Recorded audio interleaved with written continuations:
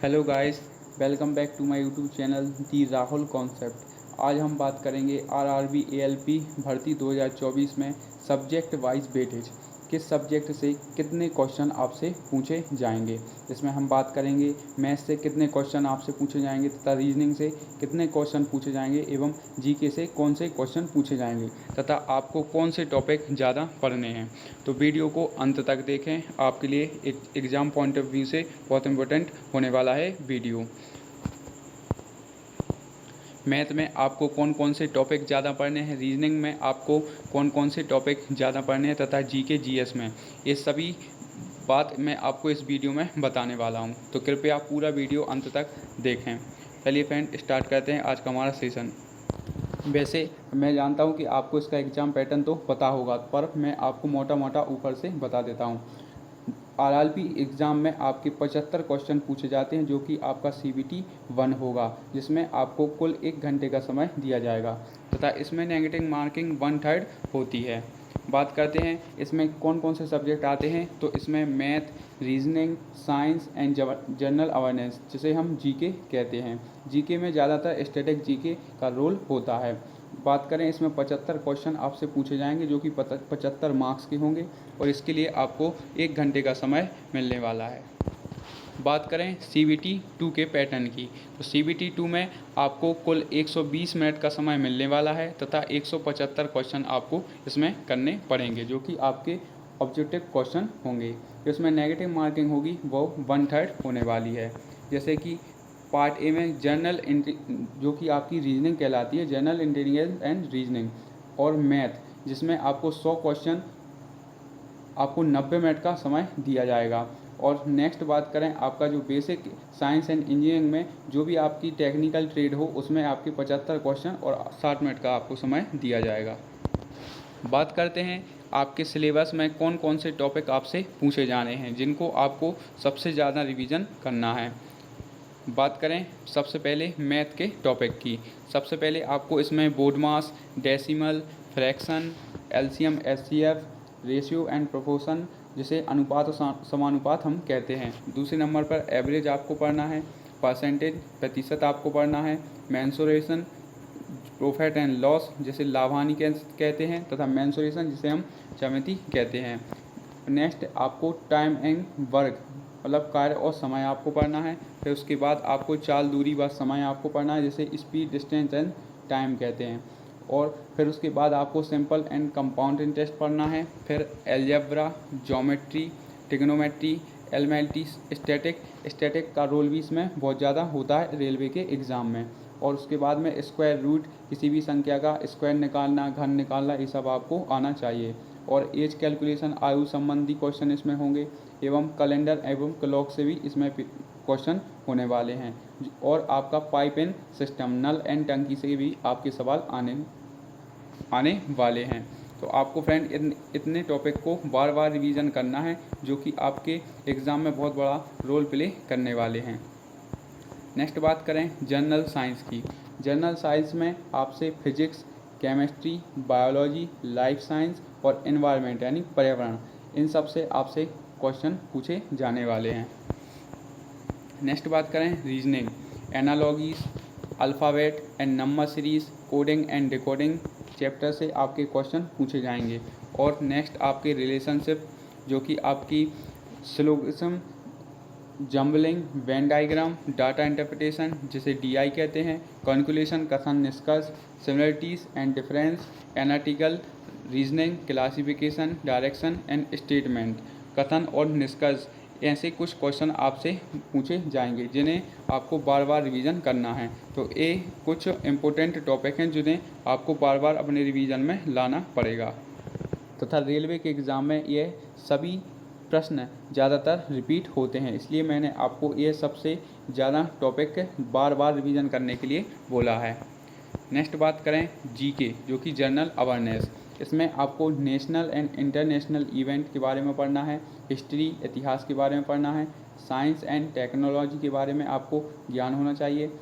तीसरे नंबर पर personality and news. और फिर उसके बाद में आपको बुक्स एंड ऑथर, लेखक के बारे में आपको ज्ञान होना चाहिए। फिर ज्योग्राफी के बारे में आपको पढ़ना पड़ेगा, अवार्ड एंड हॉनर, आप कितने पुरस्कार मिले, कौन से क्या हुआ, ये सब आपको पढ़ना पड़ेगा। उसके बाद आर्ट एंड कल्चर, और उसके बाद आपको पॉलिटी, एंड देन आपकी इकोनॉमी एंड स्पोर्ट आदि से आपके जीके यानी जनरल अवेयरनेस में आपके क्वेश्चन पूछे जाने वाले हैं। गाइस, आप एक क्लास देख रहे हैं जो कि स्टैटिक जीके की है, जो कि ख़ास तौर पर आपके एसएससी और रेलवे के लिए मैंने ये सीरीज़ लॉन्च की है। और आपके जो एएलपी के जीके वाले पोर्शन में सबसे ज़्यादा रोल इसी में से होने वाला है। तो आप अगर चाहें तो स्टैटिक जीके की क्लास अटेंड कर सकते हैं, जो कि यह क्लास नंबर 3 है, और इसके आगे पहली और दूसरी क्लास हो चुकी है। परंतु आपको मेरे इस चैनल पर इसकी प्लेलिस्ट मिल जाएगी, static GK for railway exam की। आप प्ले लिस्ट में जाकर इसे चेक कर सकते हैं। वहीं बात करें टॉप 100 पॉलिटी एमसीक्यूज़, जो कि रेलवे में बार बार पूछे जाते हैं, तथा जीके में अगर आपको स्कोर करना है, आप मैथ और रीजनिंग में तो अच्छा स्कोर कर लेंगे तथा साइंस में अच्छा स्कोर कर लेंगे, परंतु अगर आपको पॉलिटी में अच्छा स्कोर करना है, मतलब जीके में अच्छा स्कोर करना है, तो आपको हर एक क्लास को अच्छे से लेना पड़ेगा, चाहे आप मेरी चैनल से पढ़ें चाहे किसी से चैनल से पढ़ें। तो यदि आप मुझसे पढ़ना चाहते हैं तो ये क्लास नंबर 8 है। इससे पहले भी बहुत सारी क्लासें हो चुकी हैं, जो कि 7 क्लासें हो चुकी हैं। उसकी प्लेलिस्ट भी आपको मेरे यूट्यूब चैनल पर मिल जाएगी, जो कि आपको पॉलिटी एमसीक्यूज़ के नाम से दिखने लगेगी। अब बात करते हैं हम current affairs and static GK. Static GK की क्लास का मैंने अभी आपको बताया है, जो रोज़ 1 या 2 बजे दोपहर में लगती है, और आपकी जो पॉलिटी की क्लास है वो सुबह लगती है, तो आप चाहें तो अटेंड कर सकते हैं। बात करें current affair and static GK का role, important national event, international event के बारे में आपको पढ़ना पड़ेगा। लिस्ट ऑफ गवर्नर जनरल, कौन कहाँ का राज्यपाल है, इसके बारे में भी आपको ज्ञान होना चाहिए। List president and vice president of India, अभी तक कितने राष्ट्रपति बन चुके हैं, इसका भी आपको टॉपिक वाइज पढ़ना पड़ेगा। And dams and India, Bharat में कितने बांध हैं, इसका भी आपको पढ़ना पड़ेगा। फेमस बुक एंड ऑथर, लेखक और उनके रचनाकार, ये सब आपको पढ़ना पड़ेगा। इम्पोर्टेंट बाउंड्री लाइन, भारत की सीमा, इन सब का भी आपको रिवीजन करना पड़ेगा। Famous book and author, national highway, national symbol, UNESCO world heritage site, UNESCO की विश्व धरोहर का टॉपिक भी आपको इसमें ऐड करना पड़ेगा, जो कि बार बार रेलवे की एग्ज़ाम में पूछा जाता है। तथा राष्ट्रीय प्रतीक के बारे में आपको इसमें पढ़ना पड़ेगा। नेशनल हाईवे, बांधों के बारे में आपको पढ़ना पड़ेगा। तथा बुक एवं ऑथर एवं बुक एंड ऑथर, जो कि लेखक और उनकी किताबों के बारे में भी आपको इसके संबंध में पढ़ना पड़ेगा, तभी आपका static GK and current affairs cover होगा। करंट अफेयर आप पिछले 2 साल तक का इसमें ऐड कर सकते हैं, तथा स्टैटिक जीके की आप मेरी क्लास अटेंड कर सकते हैं, जो कि मैंने एसएससी की बार बार रिपीट हुए प्रश्न इस सीरीज़ में डाले हैं, तथा आगामी भी ये क्वेश्चन रिपीट हो सकते हैं। बात करते हैं इसके CV2 एग्ज़ाम सिलेबस के बारे में। तो सबसे पहले बात करते हैं अपन मैथमेटिक के बारे में, जो इसमें पूछा जाता है square root, BODMAS, trigonometry, decimal, speed, distance and time, ये टॉपिक आपको पढ़ने पड़ेंगे।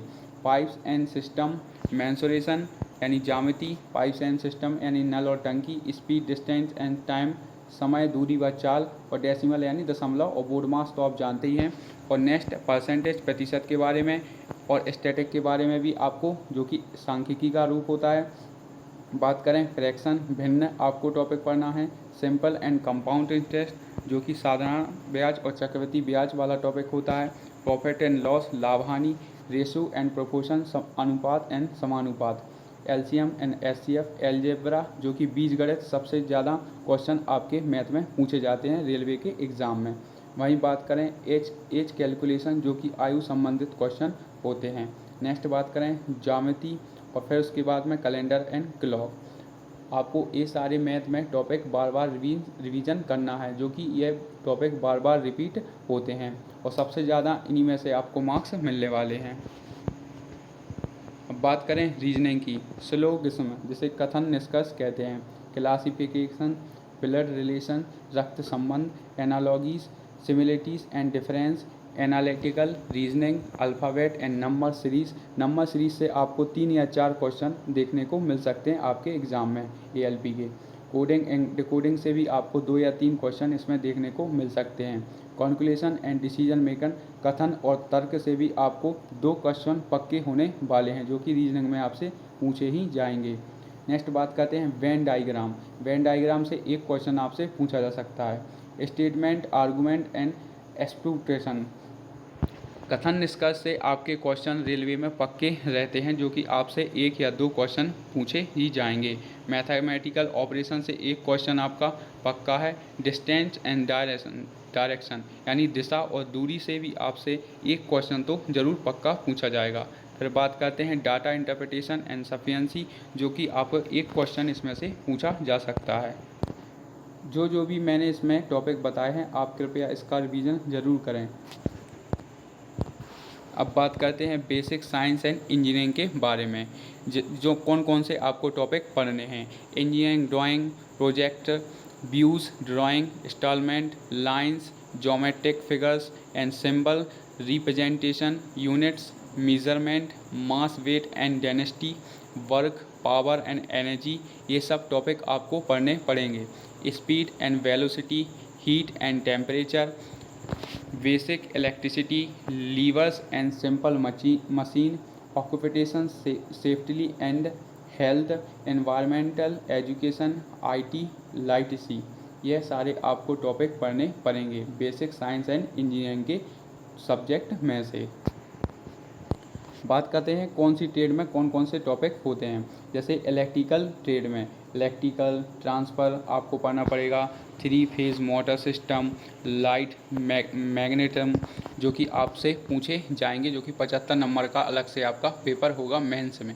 फंडामेंटल इलेक्ट्रिक सिस्टम के बारे में आपको पढ़ना पड़ेगा, सिंगल फेज़ मोटर के बारे में आपको पढ़ना पड़ेगा, स्विच एंड प्लग के बारे में आपको पढ़ना पड़ेगा, इलेक्ट्रिकल कनेक्शन के बारे में आपको पढ़ना पड़ेगा एंड फिर उसके बाद बात करते हैं हम मैकेनिकल पोस्ट के बारे में। तो आपको उसमें प्रोडक्शन इंजीनियरिंग के बारे में आपको इसमें पढ़ना पड़ेगा। इंजन्स के बारे में आपका ज्ञान होना चाहिए। हीट टॉपिक से आपसे पूछे जाएंगे, एनर्जी कंजर्वेशन से आपसे क्वेश्चन पूछे जाएंगे तथा मैनेजमेंट से आपसे क्वेश्चन पूछे जाएंगे, जिसके 1 या 2 सवाल हो सकते हैं। किनेटिक थ्योरी से आपसे एक क्वेश्चन तो ज़रूर पूछा जाएगा। वहीं बात करें टर्बो मैग्नेसी, जिससे 2 या 3 क्वेश्चन आपको देखने को मिल सकते हैं। ऑटोमेशन इंजीनियरिंग, जिसके आपके 2 या 4 क्वेश्चन तो इसमें से पक्के हो सकते हैं, इसलिए आप इस टॉपिक को जरूर पढ़ के जाएं। रेफ्रिजरेटर एंड एयर कंडीशनर, जो कि एसी का ट्रेड होता है, उससे भी आपसे क्वेश्चन पूछे जाएंगे। बात करें मेटलर्जिकल के बारे में आपको पढ़ना पड़ेगा, हीट ट्रांसफ़र के बारे में आपको पढ़ना पड़ेगा, the power plants, turbines and boiler के बारे में आपको पढ़ना पड़ेगा, आईसी इंजन्स के बारे में आपको पढ़ना पड़ेगा, मशीन इंजन के बारे में पढ़ना पड़ेगा एंड मेटलर्जिकल प्रोडक्शन टेक्नोलॉजी। इन सभी टॉपिक से आपको क्वेश्चन पढ़ने पड़ेंगे, क्योंकि इनसे आपको 75 नंबर मिलने वाले हैं इन सभी टॉपिक से।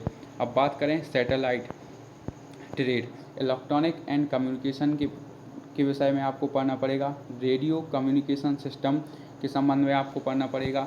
डाइस के बारे में पढ़ना पड़ेगा। इलेक्ट्रॉनिक ट्यूब के टॉपिक से पढ़ना पड़ेगा। सेमी कंडक्टर फिजिक्स, जो कि आपको इसका सब्जेक्ट से भी आपको पढ़ना पड़ेगा। माइक्रो प्रोसेसर के बारे में आपको पढ़ना पड़ेगा। नेटवर्क एंड इंडस्ट्रियल इलेक्ट्रॉनिक के बारे में आपको पढ़ना पड़ेगा। और ट्रांजिस्टर के बारे में आपको अच्छे से ज्ञान होना चाहिए, क्योंकि इससे 6 से 7 क्वेश्चन आपसे पूछे जाने वाले हैं। बात करें डिजिटल इलेक्ट्रॉनिक्स से आपके 2 या 3 क्वेश्चन देखने को मिल सकते हैं। अब बात करें सिस्टम थ्योरी, जो कि ऑटोमोबाइल ट्रेड से है, वो मेटलर्जिकल प्रोडक्शन टेक्नोलॉजी के सब्जेक्ट से आपसे क्वेश्चन पूछे जाएंगे। मशीन डिज़ाइन के टॉपिक से आपसे क्वेश्चन पूछे जाएंगे। थर्मोडायनेमिक टॉपिक से आपसे क्वेश्चन पूछे जाएंगे। आईसी इंजन के टॉपिक से आपसे क्वेश्चन पूछे जाएंगे तथा हीट ट्रांसफ़र से आपसे क्वेश्चन पूछे जाएंगे। तो ये थे आपके टॉपिक वाइज क्वेश्चन और टॉपिक, जो कि आपसे बार बार रिपीट होते हैं तथा मैंने वही टॉपिक सबसे ज़्यादा लिखे हैं, जो कि आपके कम से कम 70% मार्क्स कवर कर देंगे। तो आप इन चैप्टरों को ज़रूर पढ़ कर जाएँ।